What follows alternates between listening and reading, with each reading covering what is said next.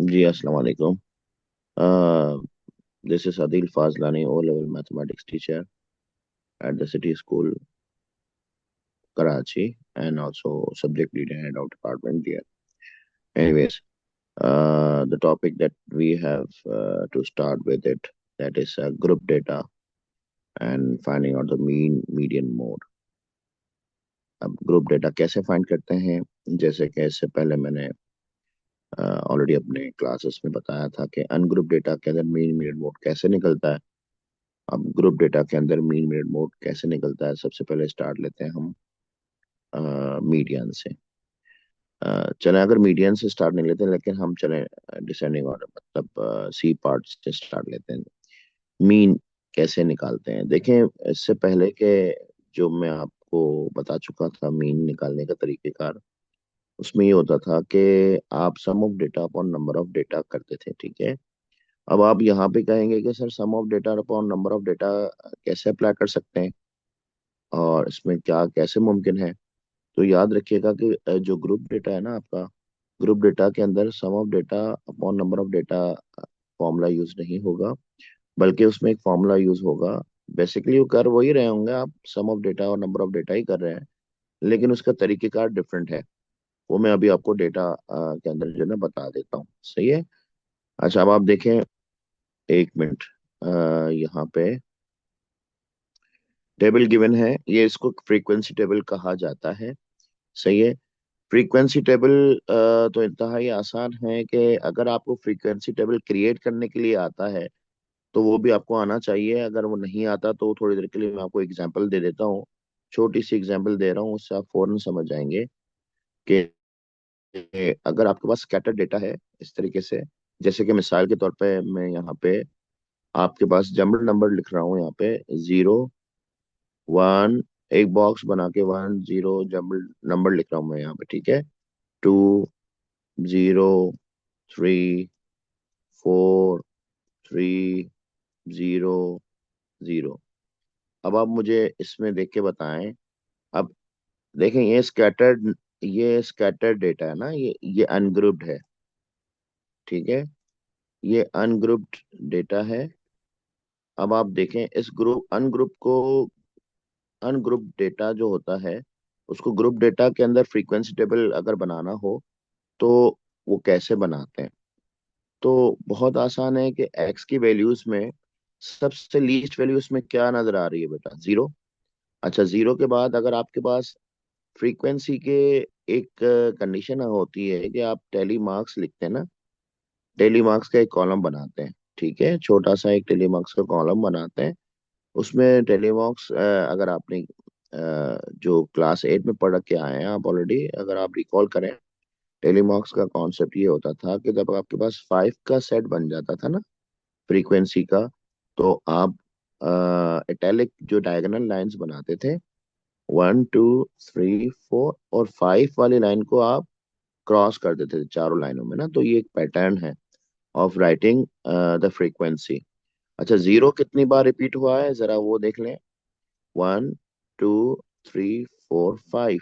तो मैं लिख सकता हूँ यहाँ पे 1 2 3 4 5 बार रिपीट हुआ, तो इसकी फ्रीक्वेंसी में लिखूंगा 5।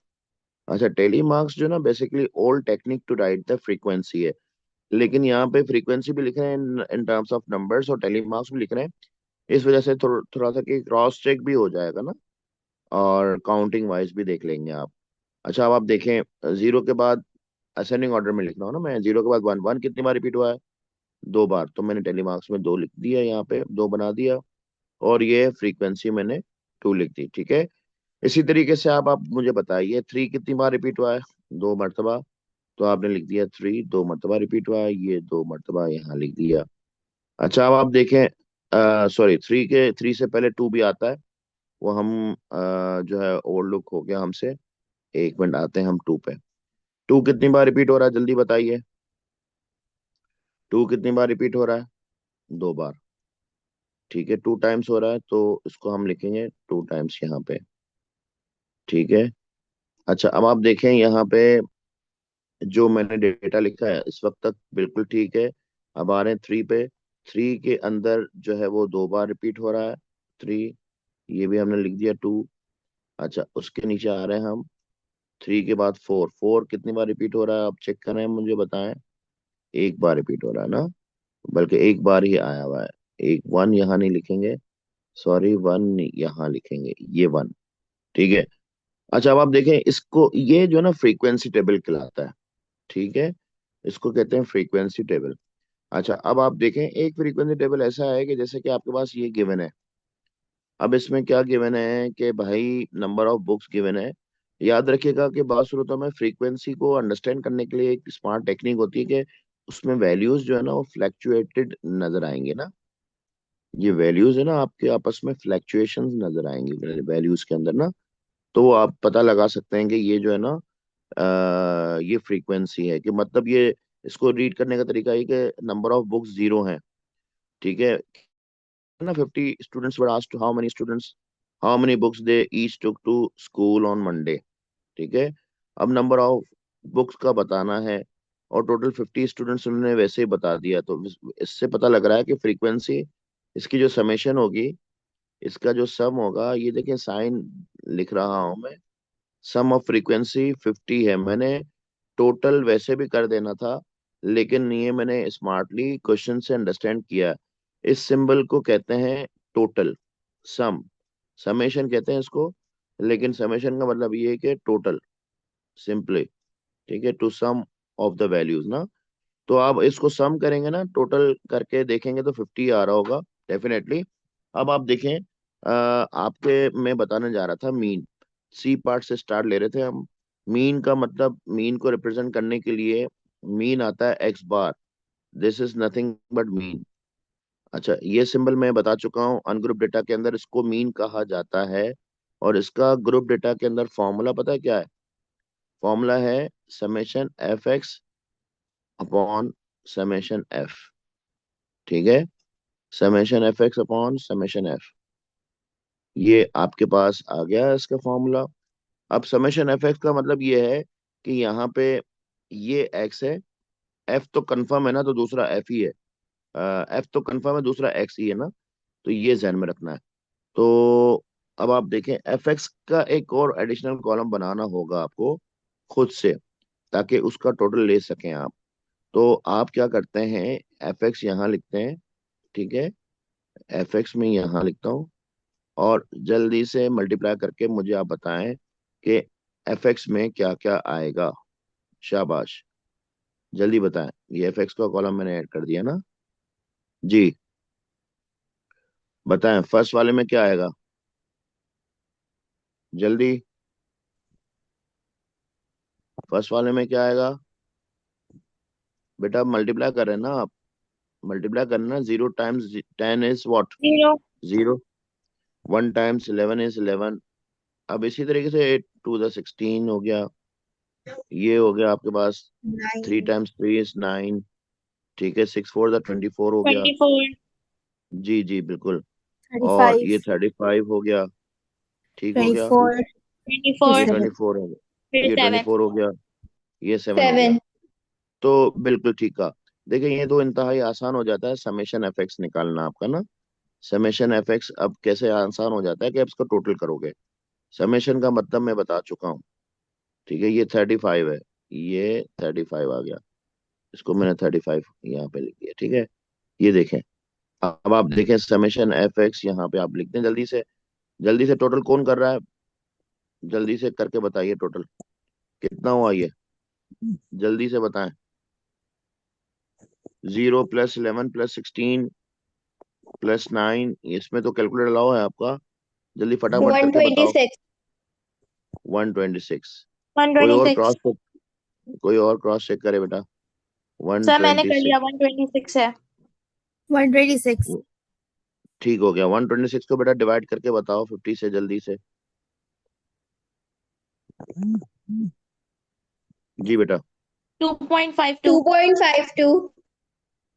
2.52 बिल्कुल। 2.52 इसका फाइनल आंसर आ गया मीडियन का ना, सॉरी मीन का। ये हो गया आपका मीन। ठीक है, मीन एवरेज को क्या कहते हैं, और एवरेज निकालने का जो तरीकेकार अनग्रुप डेटा के अंदर तो वो मैंने बता दिया था। अब ये ग्रुप डेटा की बात हो रही है। और वैसे भी जो टॉपिक्स आपको रिवाइज करने हो, तो वो आप रिवाइज कर सकते हैं उसमें, जो ना आप चेक कर लें। यूट्यूब के अंदर अदील फाजलानी लिखेंगे तो आपको बाकी टॉपिक्स भी मिलेंगे, रैंडमली जो है वो टॉपिक्स हैं। वो आप देख लीजिएगा। अच्छा, बहरहाल मैंने ये मीन तो मैंने आपको बता दिया। अब हम बी पे आते हैं, मोड। मोड जैसे कि वैसे बता चुका हूं मैं, मोड क्या होता है? मोस्ट रिपीटिंग नंबर होता है ना, मोस्ट रिपीटेड नंबर। इस टेबल को करते हैं हम कॉपी, वहां करते हैं पेस्ट, ताकि आपको कॉन्सेप्ट जो है मैं बता सकूं। यहाँ पे देखें, मुझे बताइए कि अगर मैं इसको रीड करना चाहूँ इस टेबल को, तो मैं इस रीड करने का तरीका इसका ये है कि जीरो कितनी बार रिपीट हुआ है? मैं कहता हूँ 10 बार। Zero is been repeated 10 times. अच्छा, वन कितनी बार रिपीट हुआ है? 11 टाइम्स। ठीक है, फ्रीक्वेंसी का मतलब नंबर ऑफ टाइम्स ना, द नंबर इज अकर्ड। तो अच्छा, टू कितनी बार रिपीट हुआ है? 8 मरतबा। तो इसका मतलब ये इन्होंने पूछा है मोड। मुझे बताइए कि मोड कौन सा ऐसा नंबर है जो कि सबसे ज्यादा रिपीट हुआ है इस टेबल के अंदर? 1. 1. वन। शाबाश बेटा, ये हो गया आंसर इसका। ठीक हो गया। ये उम्मीद है कि सबको समझ में आ गया होगा। आप चैट बॉक्स पे मुझे रिस्पॉन्स करते जाएं। ठीक है। अच्छा, अब हम आगे बढ़ते हैं। हम आगे बढ़ते हैं मीडियन की तरफ। देखें, इसी टेबल के लिए कहा गया है कि मीडियन निकालें। एक बार फिर हम इस टेबल को कॉपी करते हैं और फिर मीडियन की बात करते हैं। ठीक है। म- ये मीडियन आ गया यहाँ पे। अब हम ए पे आ रहे हैं। मीडियन के लिए इसमें आपसे कहा जाए कि पूछा जा रहा है ऊपर क्वेश्चन में, फाइंड मीडियन। ठीक है। अच्छा, अब मीडियन कैसे निकालते हैं? मीडियन हमेशा मिडिल पोजीशन से निकलता है, याद रखिएगा। मिडिल पोजीशन से निकलता है, मिडिल पोजीशन, जिसका एक फॉर्मूला होता है n+1/2। मिडिल पोजीशन का एक फॉर्मूला है n+1/2, मिडिल पोजीशन। ठीक है, ये याद रखिएगा बेटा। मिडिल पोजीशन निकलती किस में से है? वो निकलती है क्यूमुलेटिव फ्रीक्वेंसी से। क्यूमुलेटिव फ्रीक्वेंसी क्या होती है वो मैं आपको बता देता हूँ। देखें, एक होती है फ्रीक्वेंसी, एक होती है क्यूम्यूलेटिव, मतलब जमा की हुई फ्रीक्वेंसी। तो मतलब उसमें सम करके जो है ना, फ्रीक्वेंसी का सम करके फिर हम इसकी फ्रीक्वेंसी निकाला करते हैं, जिसे हम कहते हैं क्यूमुलेटिव फ्रीक्वेंसी। अच्छा, आप देखें, मीन में क्यूमुलेटिव फ्रीक्वेंसी की जरूरत नहीं पड़ती, ना मोड में जरूरत पड़ती है, लेकिन मीडियन में जरूरत पड़ती है। अब आप देखें, क्यूमुलेटिव फ्रीक्वेंसी में रूल ये होता है कि first frequency will remain same. ठीक है, ये याद रखना होगा। और सेकंड फ्रीक्वेंसी जो ना, आपको दूसरे नंबर से ऐड करने के बाद मिलेगी। अब जब आप ऐड करते हैं 10 और 11, तो क्या बनता है बेटा सम? जल्दी बताइए। 21 बनेगा। 21. 21 बन अच्छा, 21 और 8 अगर प्लस करेंगे तो बेटा यहाँ पे क्या लिखूंगा मैं? 29. जल्दी बताओ। 29. 29। शाबाश। नेक्स्ट बताइए। 32. 32. एक मिनट, ये 29 हो गया, 32 हो गया, 2. और 38. 38 हो गया, और नेक्स्ट बताओ बेटा। 45. 45। शाबाश। 40. नेक्स्ट 49. 49. 49। 50. 50. अच्छा, हाँ बेटा, ठीक है। इसमें क्रॉस चेक करने का तरीकेकार ये होता है हमेशा कि आपका जो लास्ट आइटम होता है ऑफ क्यूमुलेटिव फ्रीक्वेंसी, वो हमेशा समेशन एफ के बराबर हो। याद रखें कि सवाल जब हमने स्टार्ट किया था, जो मैंने स्मार्ट टेक्निक बताई थी, कि आप सवाल से अंदाजा लगा सकते हैं कि आपके पास टोटल फ्रीक्वेंसी कितनी दी हुई है। देखें, ये आपके पास आ गया ना हाईलाइट हुआ हुआ, ये देखें 50 स्टूडेंट्स लिखा हुआ है। तो क्वेश्चन से ही आपको अंदाजा हो जाता है। और वैसे भी हमने समेशन एफ तो वैसे भी निकाल के, यहाँ मीन की रिक्वायरमेंट थी तो निकाल के रखी थी। ये मैंने एग्जाम्पल दिया था कि एग्जाम्पल ऑफ अनग्रुप से ग्रुप में कैसे आते हैं, ये मैंने एग्जाम्पल दिया था।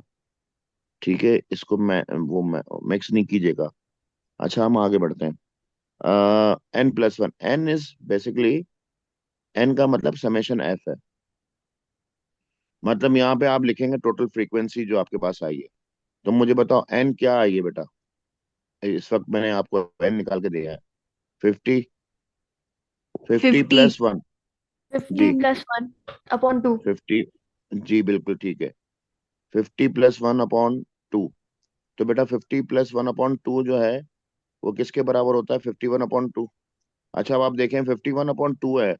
आप देखें 51/2 का मतलब ये है कि ये 25.5 कहलाएगा। जी सर। 25.5। Yes, sir. हाँ, मैं इसको लिख सकता हूँ 25.5 पोजीशन। लेकिन अभी ये मीडियन नहीं निकला। याद रखिएगा, ये मीडियन अभी नहीं निकला, बल्कि ये पोजीशन निकली है। पोजीशन निकालने के फौरन बाद आप चेक करते हैं, क्यूमुलेटिव फ्रीक्वेंसी में चेक करते हैं। किस में चेक करते हैं जी? किस में चेक करते हैं? Fifth position.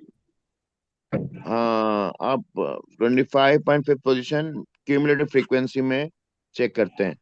तो क्यूमुलेटिव फ्रीक्वेंसी में चेक करो कि ये कहाँ आकर कर रही है। नो, अब आप मुझे बताइए क्यूमुलेटिव फ्रीक्वेंसी में ये 25.5 कहाँ आकर कर रही है? यहाँ पे देखें गौर से, मैं इसको इनलार्ज कर रहा हूँ। सर 11 और 8 के बीच में.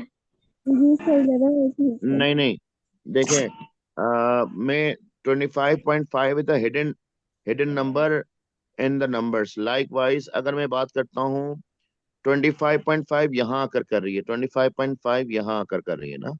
देखें, ये 25 पॉइंट इसके अंदर है। देखो 29 लिखा हुआ ना, 29 के बैकवर्ड्स नंबर्स कौन कौन से हैं बताओ? 29 के अंदर 28, छुपे हुए नंबर्स। 28, 20 27, 26, 28, 27, 26, बेटा देखो, 25. 25। हाँ, अब मैं 21 के बाद 22, इसमें 21 के बाद से 22, 23, 24, 25, 26, 27, 28, 29। ये देखें 27, 28। अब आप देखें इसके अंदर बेसिकली ये सारे हिडन है। ये 29 के बैकवर्ड नंबर्स में चेक करें कि ये सारे नंबर्स जो ना हिडन है। अब इसमें से आपके पास जो पोजीशन आई है 25.5, तो इसका मतलब 25.5 यहाँ पे कहीं अकर कर रही है, यहाँ पे अकर कर रही है कहीं। यस, यस और नो? यस। Yes. मतलब यहाँ पे, लेकिन देखें इस सीक्वेंस में जहां भी अकर कर रही हो, बेशक वो यहाँ अकर कर रही हो या यहाँ पे अकर कर रही हो, हिडन नंबर्स में कहीं भी अकर कर रही हो, वो कहलाएगी इसी रो की, वो कहलाएगी इसी कॉलम की। जैसे कि मैं अभी कॉलम हाईलाइट कर रहा हूँ, ये पूरा कॉलम मैं आपके सामने हाईलाइट कर रहा हूँ। ये देखें, ये पूरा कॉलम मैंने हाईलाइट कर दिया। ठीक है, अब इसमें जो एक्स की वैल्यू होगी ना, वो मीडियन होगी। देखो मेरे पास पोजीशन आई है 25.5। 25.5 पोजीशन जो आ रही है 29 के अंदर आ रही है बैकवर्ड्स ना। तो इसका एक्स नंबर क्या आ रहा है? एक्स की वैल्यू इसमें क्या आ रही है? 2. 2। तो मेरे 2. पास बेसिक जी, जो मेरे पास जो मीडियन आएगा ना फाइनली आंसर, मेरे पास जो फाइनली मीडियन आएगा वो आएगा 2। वजह यह है कि 2 एक ऐसा नंबर है जहां पे वो जो आपके पास पोजीशन है ना वो रिलाय कर रही है। ठीक है, वो एग्जिस्ट कर रही है। तो ये मीडियन हो गया 2। अच्छा, मैं अभी आपको एग्जांपल मैंने आपको दी है, पोजीशन निकालने के फौरन बाद आप क्यूमुलेटिव फ्रीक्वेंसी में चेक करते हैं। मैं आपको एक एग्जांपल देता हूँ। मिसाल के तौर पे अगर ये टेबल आपके सामने है, आपने n+1/2 फॉर्मूला यूज कर दिया। इसके फॉर्मूले के यूज करने के फौरन बाद आपके पास, मिसाल के तौर पे, आपके पास मिडिल पोजीशन आ गई है 32। अब 32 मिडिल पोजीशन है, तो what would be the median?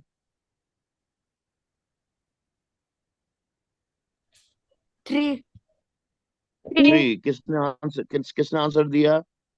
Name and section. Ishal from 9S. Yes, excellent Ishal, बिल्कुल बिल्कुल इशाल, एक्सेलेंट। ये 3 आएगी। अगर मैं एक और एग्जांपल देता हूँ, फॉर एग्जांपल n+1/2 में से डेटा निकाला आपने और आपकी मिडिल पोजीशन आ गई है 45। So what would 5। Be my median? 5। 5।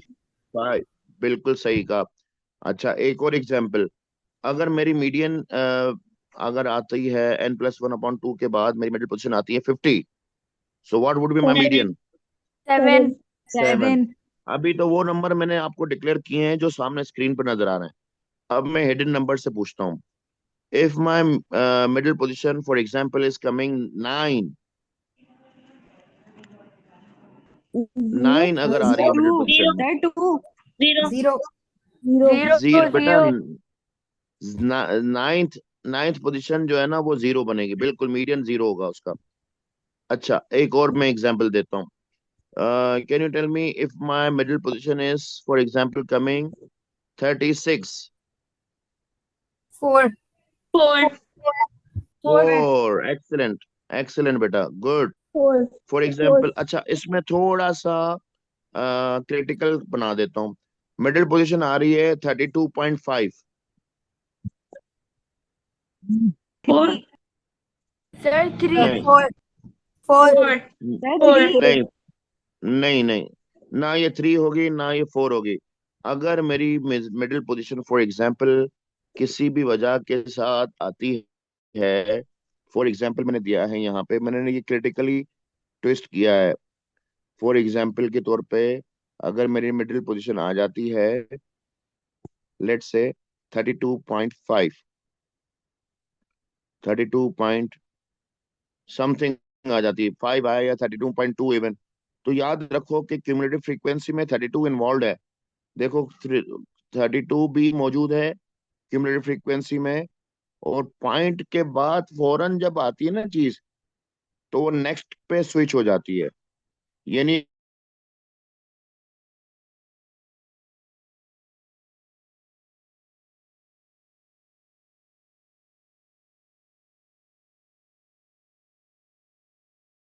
हो जाती है नेक्स्ट। इसमें इन दोनों नंबर्स की एक्स की वैल्यूज का क्या लिया जाएगा बेटा, जल्दी बताएं। average, एवरेज, एवरेज लेने का तरीकाकार क्या होता था, याद करें।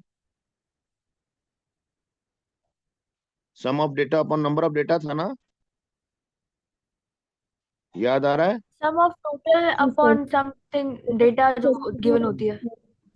हाँ हाँ, तो अब देखें इसका आपके पास फाइनल आंसर आया 3.5 पोजीशन, सॉरी 3.5 मीडियन है, ये फाइनल पोजीशन नहीं है, 3.5 इसका आंसर है, जो कि मीडियन है। वो कौन सा मीडियन है, मतलब अगर आपके पास ये पूरी केस स्टडी ये हो, कौन सी केस स्टडी हो जिसकी मैं बात कर रहा हूँ, ये केस स्टडी है ये वाली। अगर आपके पास सवाल आ जाता है फॉर एग्जाम्पल 32.5 पोजीशन आती है, तो आप ट्रैक कैसे करते हैं, आप ट्रैक करते हैं कि अगर वो नंबर जो एग्जिस्ट कर रहा है उसके बाद वाला नंबर इन्वॉल्व हो जाए, तो उस सूरत में उसकी एक्स वैल्यूज दोनों इन्वॉल्व होके एवरेज आउट हो जाती हैं। ये बात समझ में आ गई बेटा, चैट बॉक्स में मुझे बताइए जल्दी से। और इसकी प्रैक्टिस भी मैंने करवा दी है दूसरी एग्जाम्पल्स देके। अब आप जल्दी से मुझे इसका पहले तो आप स्क्रीनशॉट ले लो। बेनजीर, आप लाइन पे हैं बेटा, क्लास में हैं। अच्छा, अब आप मुझे स्क्रीनशॉट कोई भी ले ले, फिर आप मुझे भेज दीजिएगा, कोई इशू नहीं है। वैसे भी ये क्लास जो है ना रिकॉर्डिंग इसकी चल रही है, तो मैं कोशिश करके इसको जो है ना मैं अपलोड कर दूंगा। अच्छा, अब आप देखें, ये है बेसिकली मीन मीडियन मोड का ग्रुप डेटा, ठीक है जी। अच्छा, इसमें स्क्रीनशॉट ले लिया अगर आपने इसका, तो मैं थोड़ा सा स्क्रॉल डाउन कर रहा हूँ उसको, स्क्रॉल डाउन कर दिया, इसका भी स्क्रीनशॉट ले लीजिए। खास करके जो मैंने क्लाउड बनाया, इसमें मैंने क्रिटिकल थिंकिंग वाला सवाल इन्वॉल्व कर दिया है, तो आई होप कि आपको समझ में आ गया हो। ठीक है, आ रहा है समझ में, इसको मैं थोड़ा सा एनलार्ज भी कर देता हूँ, ये देखें, ये वाला, ये वाला तो करवा दिया था मैंने, ये वाला ठीक है, सही है। कोई क्वेश्चन सर तो नहीं है इसमें, जी जी बोलें। सही टॉपिक आएगा कल पेपर में, इम्पोर्टेंट है। हाँ, अब देखें टॉपिक आएगा नहीं आएगा, देखें मैं आपको पहले बता दिया मैंने कि टॉपिक्स हमेशा वो इन्वॉल्व होते हैं जो प्रीवियस क्लासेस में आपको पढ़ाए जाते हैं, ठीक है। और आप अगर इस पर्टिकुलर टॉपिक की बात कर रही हैं, तो इस पर्टिकुलर टॉपिक के अंदर अगर मिसाल के तौर पे जैसे कि मैंने आपको पढ़ाया और नहीं आया, तो इट इज ओपन ना, मैं आपको यहाँ पे श्योरिटी नहीं दे सकता कि आने वाले कल में क्या आ रहा है। आपकी प्रैक्टिस, आपके स्किल्स अपडेट होने चाहिए, आप रेडी होने चाहिए एग्जाम के लिए। बाकी बाकी सब खैरियत है, ठीक है ना, इसमें कोई कोई बड़ी बात नहीं है। ठीक है बेटा।